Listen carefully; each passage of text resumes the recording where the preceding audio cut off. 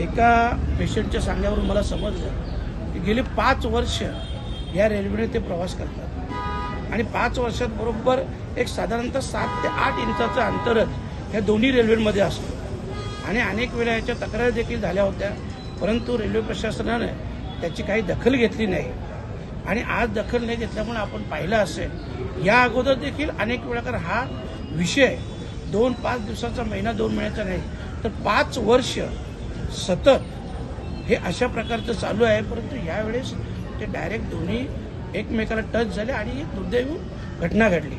खरं म्हटलं तर याच्यात रेल्वे प्रशासनालाच मी जबाबदार धरेन, कारण जी गोष्ट 5 वर्षापासून होते तेव्हा रेल्वे प्रशासनाने त्याच्यावर पर्याय हा काढायला पाहिजे होता. आणि आपल्या सगळ्यांच्या माहितीसाठी सांगतो की देशातील जो रेल्वेचा नफा आपण मोजतो या नफ्यामध्ये 50% पेक्षा अधिक म्हटलं तरी वावगं होणार नाही, हा महाराष्ट्रातून जातो आणि ह्या महाराष्ट्राच्या वाट्याला प्रत्येक वेळेस